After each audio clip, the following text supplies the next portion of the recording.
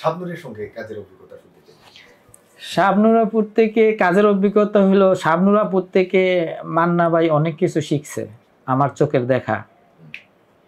যেমন 1 নম্বর শিখছে costume dress পরা, কারণ এটা একমাত্র শাবনূর আপুই বিভিন্ন জায়গা থেকে বিভিন্ন ক্যাটালগ দেখে বিভিন্ন ছবি দেখে, হ্যাঁ, কস্টিউম মানে শাবনূর আপুর কস্টিউমটা না হইলে সে কখনোই গান করতো না। হ্যাঁ, কস্টিউম দিতে রাগারাগি করতো, প্যাকআপ শুটিং প্যাকআপও হয়ে যেত কস্টিউমের জন্য।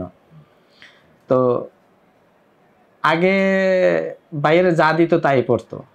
শাবনূর আপুর সাথে কাজ করার পরে মান্না ভাই একটু ড্রেসের দিক দিয়ে একটু সচেতন হয়েছে যে না, ড্রেস আসলে একটা সাবজেক্ট, হ্যাঁ, লোকেশন একটা সাবজেক্ট।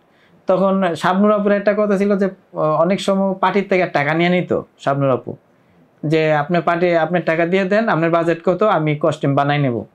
এরপরে দেখি মান্না ভাইও পার্টির থেকে টাকা নিয়ে নিত, যে আমার টাকা দেন। সে টাকা নিয়ে এই গুলশান বনানী সব, তখন ছোটো ছোটো এত দোকান ছিল না, তখন সে ঘুরতো আমাকে নিয়ে এই দোকানে ওই দোকানে। তখন দেখে যে না, এটা একটা ঝামেলার কাজ, এটা আমাকে দিয়ে হবে না, এটা শাবনূর পর্যন্তই থাক, হকে এই ড্রেসম্যানটাই কিনবে না, এরকম একটা তখন একটা হাসাহাসি হইতো। এটা আমি দেখছি যে, আর শাবনূর আপুকে তো অভিনেত্রী হিসাবে অসম্ভব পছন্দ করতো ভাইয়ে, যে নায়িকা তার সাথে অভিনয় করাটা, তার ডাবিং করার আগে সে ডাবিং করতো না, কারণ শাবনূর আপু ডাবিং করার পরে সে ডাবিং করতো। শাবনূর কি আপা কি ডাবিং করছে, ওটাকে কেমনে ভালো করা যাবে, তার থেকে ভালো করা যাবে কিনা, তখন সে ডাবিং করতো। কিন্তু শাবনূর আপুর থেকে সে অনেক কিছু শিখছে আমার চোখের দেখা। মনে মনে কি এক ধরনের কম্পিটিশন ছিল শাবনূরের সঙ্গে? না, ওরকম ছিল না, ওরকম ছিল না, কারণ ওরকম দেখি নাই কখনো। আচ্ছা, এইটা বেসিক্যালি হচ্ছে যে আসলে উনি হচ্ছে ওই যে যেটা বললেন, কাজ বা গুণকে প্রাধান্য দিত। শাবনূর গুণী মানুষ ছিল, তার গুণগুলা সে নিতে পারত। হ্যাঁ হ্যাঁ, ফিল আপ হয়ে গেল। ইয়েস, বলি।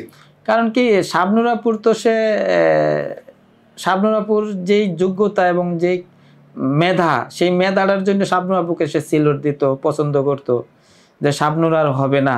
হ্যাঁ, কারণ যতগুলো যে বাইরের প্রোডাকশন যেই ছবিগুলো বানাইছে সবগুলোই তো সুপার হিট ছবি।